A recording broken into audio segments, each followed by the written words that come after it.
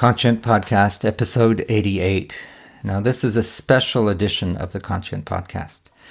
You're going to hear two recordings that I did with my father-in-law, the poet and educator Robin Mathews.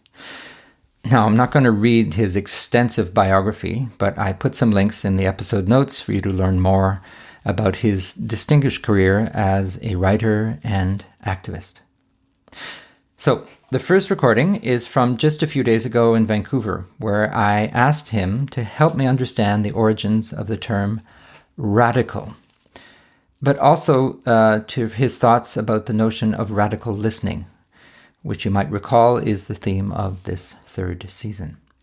And the other recording is from 17 years ago, in 2004, when I had a series of conversations with Robin about political poetry, the role of the artist in society, and many other topics.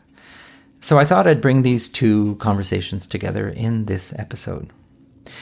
And you'll also hear him read three of his poems.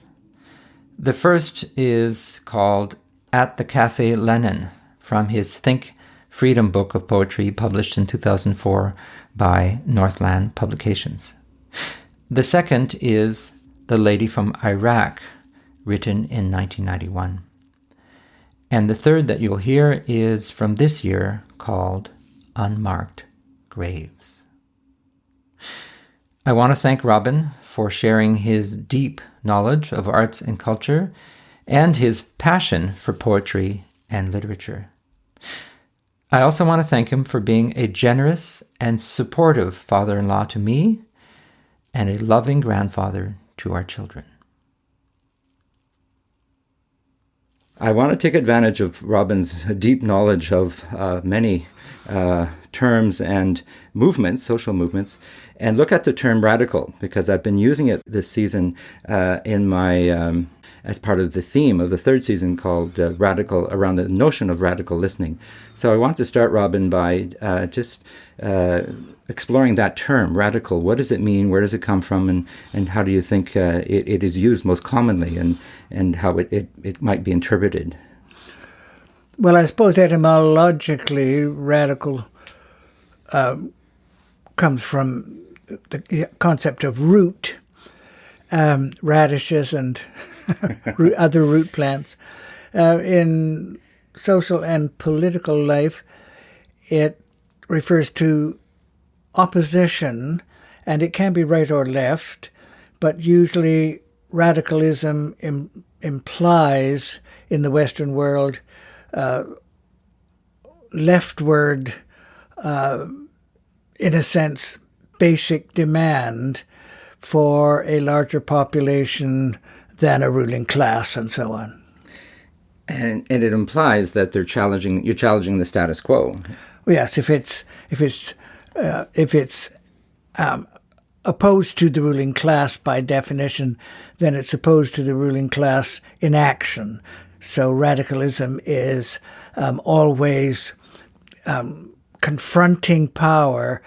Even when radicalism finds itself on the right, it's still usually confronting power. Well, we'll start with the first excerpt from our previous conversations around political poetry. We'll listen to that now. Well, the tradition in Canada is a grand and noble one, both in French and English. On the English side, probably the greatest 19th century Canadian poet, Archibald Lampman, was a socialist poet and declared he was that. That was a part of a developing tradition that F.R. Scott, the great constitutional lawyer and theorist, who was also a very, very fine poet and a political poet in no uncertain terms, which extends into Dorothy Livesey and Milton Acorn and people I came to know, of course. And it seemed to me always that to pretend that the political sphere was not something that you lived and breathed and walked in was to lie about life. Political poetry is not something that you only do, and it's not something that one absolutely has to do. But to have a country where there are very few political poets is to have a country that is somehow damaged. because if poetry arises from the passions of the person involved with life, then the passions of politics have to be involved too.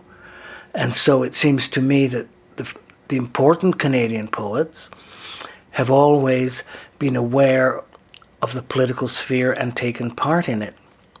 Even Norman Bethune, the great Canadian doctor hero of the Spanish Civil War and China, was an extremely fine poet, and his poetry was political. At the Café Lenin. We'll meet at the Café Lenin when the midnight hour has tolled. We'll drink to the hopes the past held dear on a planet grown tragically old. We'll mourn the loss of the ozone, the oceans depleted of fish. We'll remember the songs that were sung by the frogs. We'll remember and wonder and wish. We'll sit in the Café Lenin with its decor of scarlet and black, mourning the millions gone down to their graves so the markets can stay on track.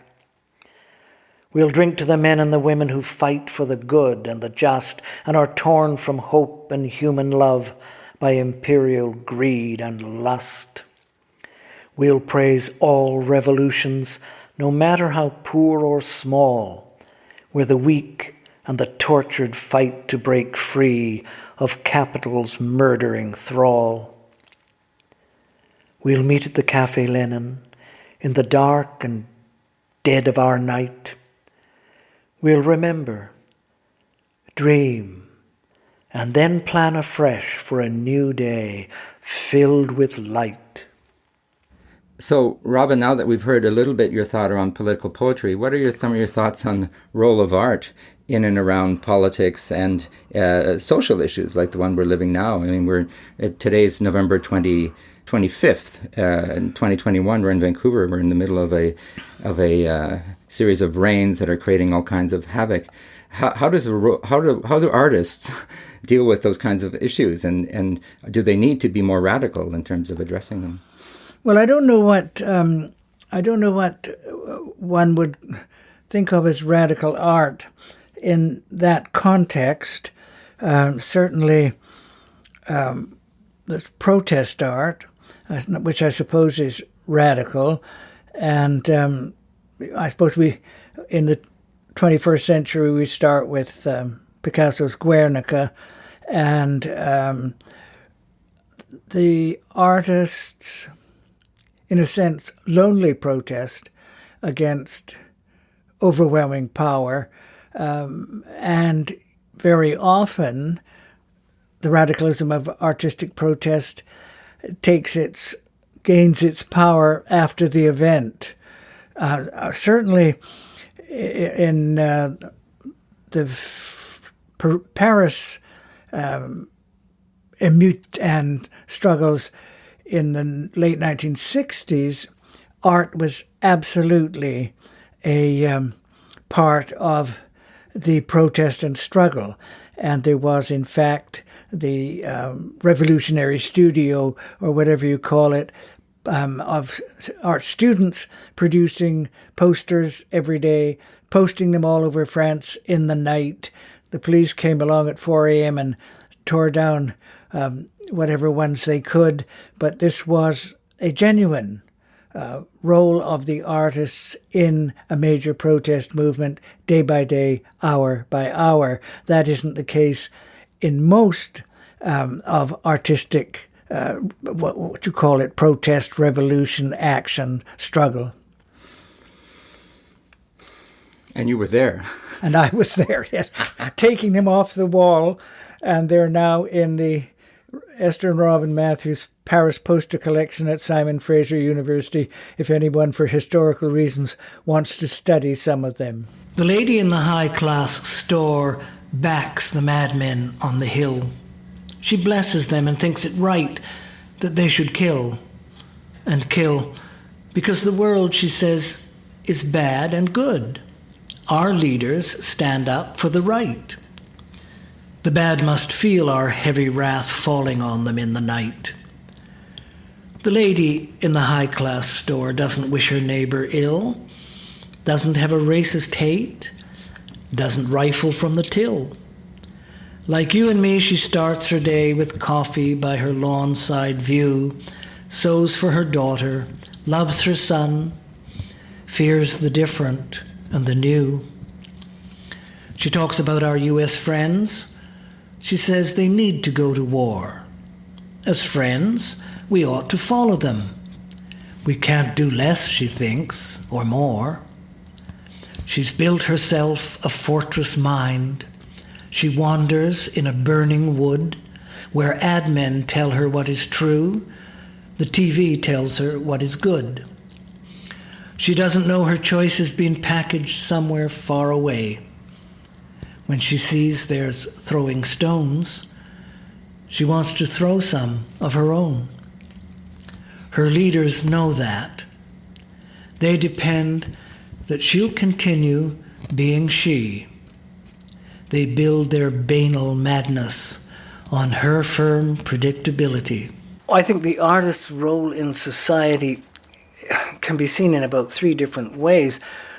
The artist, first of all, wants to make the credible work of art. And if the artist is a painter of daffodils, then the artist should paint daffodils all of his or her life. One cannot say an artist should be this or that, but in the large picture, it seems to me, the artist's role in the society is to be a part of the society, to be an interpreter of the society. And I think a statement by Fidel Castro is apt here, because when, shortly after the revolution, Fidel had a meeting with all the artists in Cuba, and he said, you can paint anything you want. You can paint abstract, you can paint representationally, you can paint flowers, you can paint ships, you can paint soldiers, you can paint anything you want. But you cannot paint against the revolution. If you paint against the revolution, we will stop you. And I think that showed enormous breadth. He didn't say social realism is workers in factories paint that. It's, you can paint anything you want. And some people in Canada will say, oh, well, of course, that's very restrictive, and of course he is censoring painters. But Canada says you can paint anything you want as long as you don't paint against capitalism. And exactly in the same way that Fidel said about the revolution. And if you paint actively against capitalism, you disappear out of the galleries in Canada. Can you think of any other examples of radicalism that has, I mean, the term itself is a bit used now. People use it for all kinds of different ways, but I'm using it in the sense of listening to things differently. You know, not taking your usual assumptions, but listening differently. How is the term radical useful for us today? Well, I don't know. I don't know how many people in Canada would immediately understand what radical listening is, because it would occur to me that the listener would have to be sensitized beforehand in order to listen radically. So that the radical listening is a secondary function of becoming radicalized in a political matter or political level. Radical listening is at one level, isn't it? One listens in repose, one listens in usually undefended state of mind. And so radical listening would be post-action listening or preparatory to action, as when a radical group meets with radical leaders and listens and then moves into action. It doesn't do to dictate about the artist, because the artists are as various as it is possible to be. And a great many artists can only have their being in withdrawal and insularity, retreat and silence. And so to call upon them to be social activists would be wounding and maybe destructive. But in the large picture of the artist in the society, even the artist that I have described must in himself or herself recognize that to be artist is a special function and a special blessing. And in response to it, the artist must take responsibility for the nature of the society in which he or she lives. And that's asking a great deal, but I don't think it's asking too much. Well, maybe talk to us a bit about your work as a poet, because you've written all kinds of poems about all kinds of issues. How do you feel that the role of poetry is in, say, political action or social change? I think poetry can't be nailed down as having a purposeful, generally recognized role at any particular time. And so I think that the radical poet feeds into the larger social order. I think perhaps of Milton Acorn, who was named the People's Poet and given a special award by the artistic community, really, as the People's Poet. And he was alerting and alarming and awakening and discussing into a milieu which he had effect upon. I'm not sure, I don't know enough about the history to know of poets who in fact led radical, physical, social movements. Mm. But your own work in poetry is a type of political poetry. Well, a large portion of my work is political poetry, that's right. Political poetry is very often argumentative poetry, persuasive poetry, but that we have to look at that again, because there's political poetry that is visibly political poetry, but a great deal of the poetry which claims not to be political poetry is in fact political poetry because it gives total assent to the present ruling order. And when you give total assent to the present ruling order, you are in fact taking a political position. What they mean when they say they don't want to see political poetry is they don't want to see poetry which challenges the established order of power. It offends the established order of power. The established order of power is the giver of gifts. The giver of gifts are situated in arts councils and universities, and they are less likely to give gifts to people who offend the established order of power.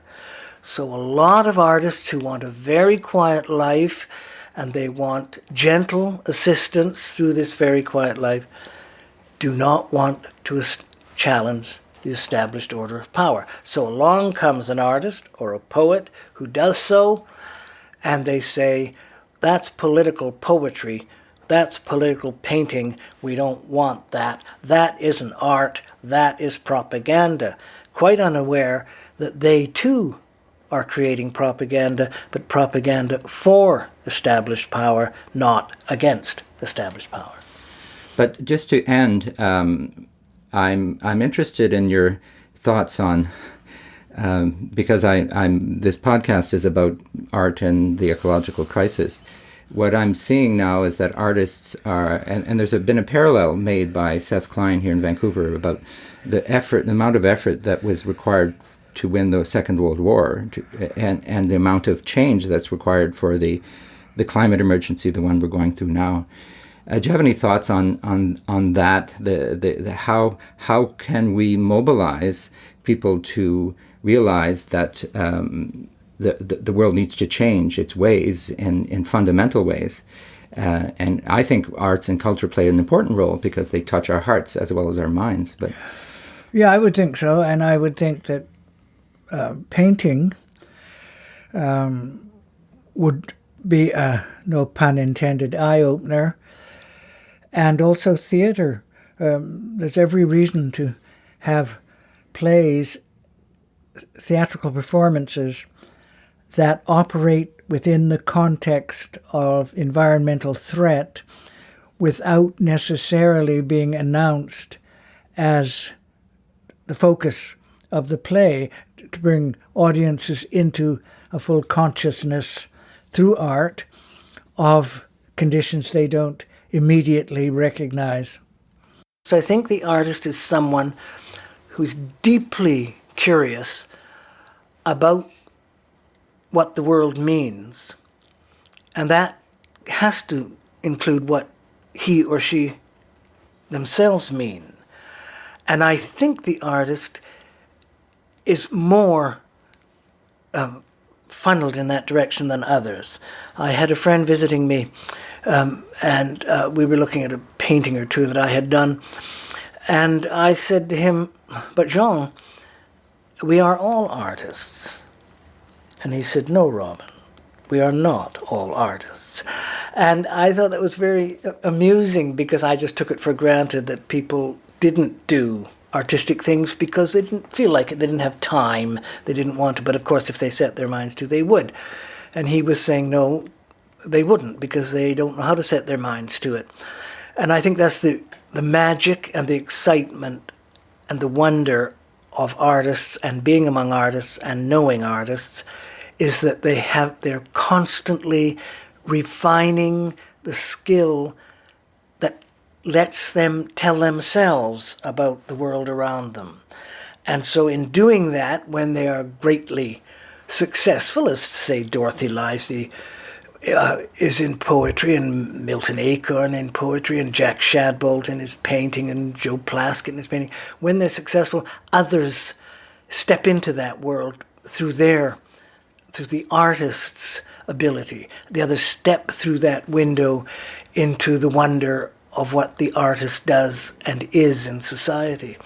And that seems to me something you have to grant as real.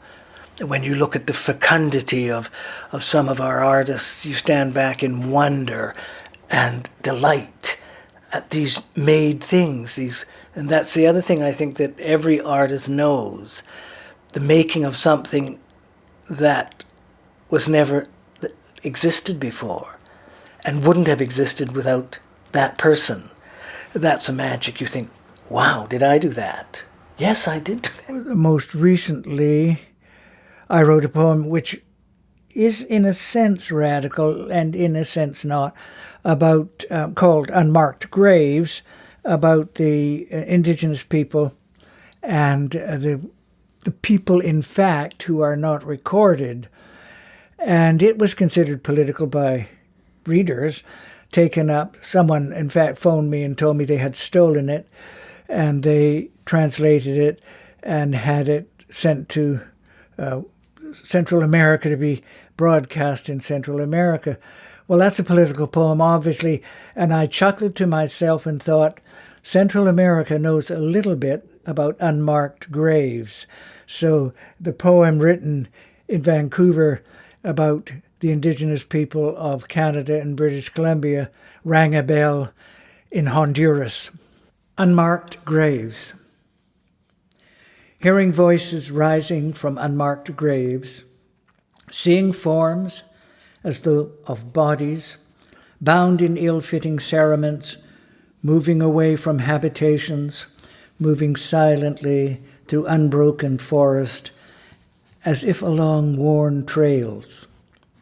Hearing voices, murmuring unintelligible phrases, and seeing the shapes of bodies, or what were once bodies, bound in ill-fitting cerements, moving silently through unbroken forest, moving where there is no pathway, their voices rising from unmarked graves echo in the empty passageways of memory. When they speak, as if they are speaking to one another, their voices rising from unmarked graves are not wise and rounded and certain voices, as the voices of the dead should be, voices that rise from completed lives. They are uncertain voices, echoing in the empty passageways of memory. No history can restore them.